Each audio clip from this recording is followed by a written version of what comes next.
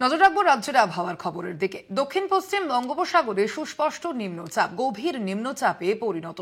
গভীর নিম্নচাপ বুধবার তামিলনাড়ু উপকূলের কাছাকাছি পৌঁছবে। অভিমুখ তামিলনাড়ু, পন্ডিচেরি এবং দক্ষিণ অন্ধ্রপ্রদেশ। উপকূল এলাকা উইকেন্ডে ফের হাওয়া বদলের পূর্বাভাস দেওয়া হচ্ছে। ইতিমধ্যেই বাংলায় বৃষ্টির সম্ভাবনাও রয়েছে। আলিপুর আবহাওয়া দপ্তর এমনটাই জানাচ্ছে। আর বিস্তারিত জানবো আমাদের সঙ্গে এই মুহূর্তে সরাসরি রয়েছেন প্রতিনিধি শাশ্বতী রায়। শাশ্বতী, উৎসব শেষ হতে না হতেই কি আবারও নিম্নচাপ শুরু হবে বাংলায়? কি বলা হচ্ছে, কি জানাচ্ছে আলিপুর আবহাওয়া দপ্তর? দেখো স্বর্ণালী, গত সপ্তাহের মতনও এই উইকেন্ডেও কিন্তু ঝড় বৃষ্টির পূর্বাভাস জারি করা হয়েছে। গত সপ্তাহ দেখা গেছিল একটি নিম্নচাপের প্রভাবে প্রচুর পরিমাণে জলীয় বাষ্প রাজ্যে প্রবেশ করছিল। ঠিক সেইভাবেই দক্ষিণ পশ্চিম বঙ্গোপসাগরের উপর যে সুস্পষ্ট নিম্নচাপ গভীর নিম্নচাপে রূপান্তরিত হয়েছে, তার প্রভাবেই প্রচুর পরিমাণে জলীয় বাষ্প রাজ্যে প্রবেশ করতে ইতিমধ্যেই শুরু করেছে। তবে আজ এবং আগামীকাল অর্থাৎ ভাইফোঁটার দিন পর্যন্ত সেই অর্থে ঝড় বৃষ্টির কোনো পূর্বাভাস জারি করছে না আলিপুর আবহাওয়া দপ্তর। রোদ ঝলমলে আকাশ জারি থাকবে এবং তার সঙ্গে সঙ্গে মৃদুমন্দ বাতাসও বইতে পারে কিছু কিছু জেলার ক্ষেত্রে। তবে শুক্রবার থেকে হাওয়া বদলের সম্ভাবনা জারি এবং শুক্রবার থেকেই কোথাও কোথাও দক্ষিণবঙ্গের উপকূলবর্তী জেলায় হালকা বৃষ্টির সম্ভাবনা জারি করা হচ্ছে। সেক্ষেত্রে 2 চব্বিশ পরগনা, 2 মেদিনীপুর, ঝাড়গ্রাম এই জেলাগুলির ক্ষেত্রেই রয়েছে সতর্কতা।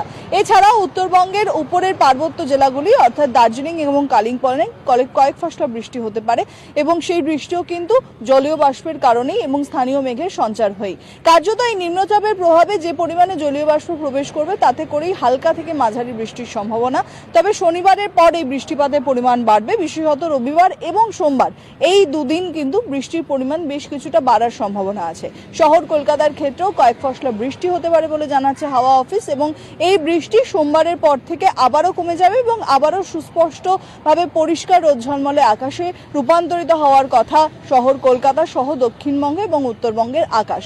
তবে বৃষ্টির কিন্তু বিদায় নেওয়ার পর থেকে কয়েকটি সিস্টেমের প্রভাবেই এই হাওয়া পরিবর্তন, যার ফলে কিছুটা হলেও উত্তরে হাওয়া বাধাগ্রস্ত হচ্ছে। জলীয় বাষ্পের পরিমাণে প্রচন্ড পরিমাণে আর্দ্রতাজনিত যে অস্বস্তি, সেই অস্বস্তি জারি থাকছে এবং এই বৃষ্টিপাত কার্যত নিম্নচাপের ফলে তৈরি হওয়ার জন্য কিছু কিছু এলাকায় বিক্ষিপ্তভাবে হচ্ছে। সেই অর্থে লাগাতার বৃষ্টি কিন্তু চলবে না। কোথাও কোথাও মেঘলা আংশিক আকাশ দেখতে পাওয়া যেতে পারে এবং শহর কলকাতা সহ পার্শ্ববর্তী এলাকাতেও কয়েক ফসলা বৃষ্টি হতে পারে। বিশেষত সমুদ্রের যেতে মৎস্যজীবীদের নিষেধাজ্ঞা জারি রয়েছে এবং এই নিষেধাজ্ঞা কিন্তু আগামী সোমবার পর্যন্ত জারি। তবে বৃষ্টিপাতের সঙ্গে সঙ্গে বজ্রবিদ্যুৎও হতে পারে এবং কোথাও কোথাও 30 থেকে 40 কিলোমিটার বেগে দমকা ঝোড়ো হাওয়া বওয়ারও ইঙ্গিত দেওয়া হচ্ছে হাওয়া অফিসের তরফে।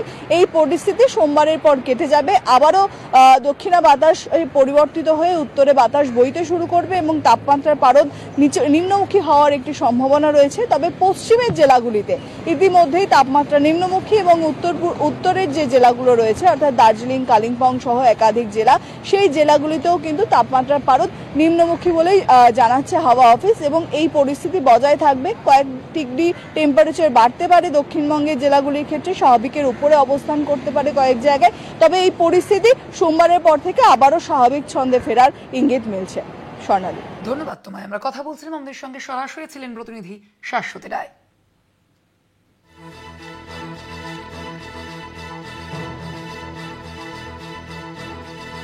শুক্রবার থেকে আবারও বৃষ্টির সম্ভাবনা রয়েছে এমন পূর্বাভাস ইতিমধ্যেই দেওয়া হয়েছে আলিপুর আবহাওয়া দপ্তরের তরফ থেকে। শনিবার থেকে বাড়বে বৃষ্টির পরিমাণ, এমনটাই বলা হচ্ছে হাওয়া অফিসের তরফ থেকে।